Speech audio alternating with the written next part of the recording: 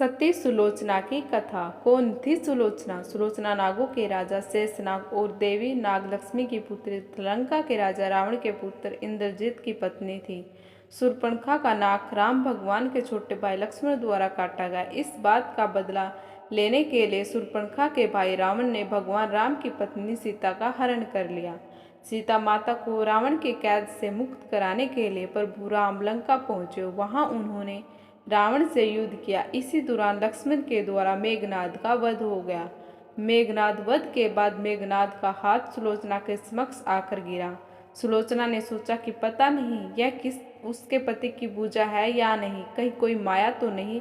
अतः उसने कहा, अगर तुम मेरे पति की भुजा हो तो लिख के युद्ध का सारा वृत्तांत बताओ।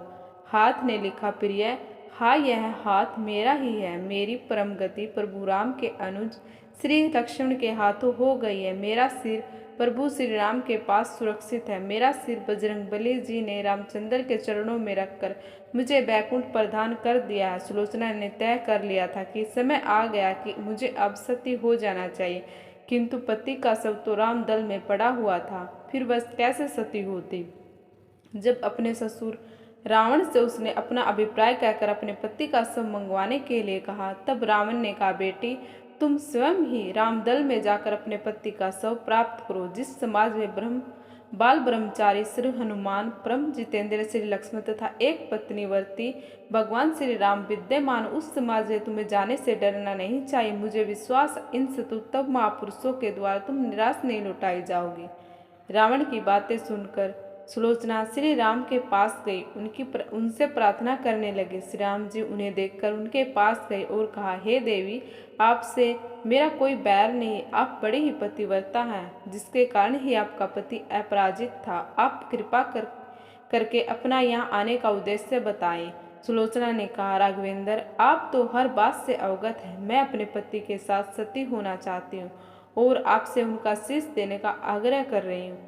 रामचंद्र जी ने मेघनाद का शीश उन्हें सौंप दिया। सुलोचना ने लक्ष्मण को कहा, भ्राता, आप यह मत समझना कि आपने मेरे पति का वध किया है।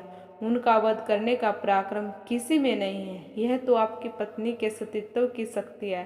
अंतर मात्र यह है कि मेरे स्वामी ने असत्य का साथ दिया।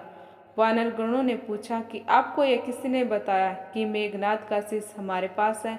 सुलोचना ने कहा, मुझे स्वामी के हाथ ने बताया। इस बात पर वानर हंसने लगे और कहा, ऐसे में तो यह सर कटा सर भी बात करेगा। सुलोचना ने प्रार्थना की, अगर उसका पतिव्रत धर्म बना हुआ है तो वह सर हंसने लगे और मेघनाद का सर हंसने लगा। ऐसे दृश्य को देख सबने सुलोचना के पतिव्रत का सम्मान किया।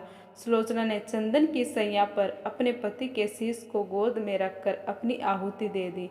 आपको यह कथा कैसी लगी प्लीज़ कमेंट करके ज़रूर बताएं, और वीडियो पसंद आए तो प्लीज़ चैनल को लाइक करें, शेयर करें और सब्सक्राइब करना बिल्कुल ना भूलें।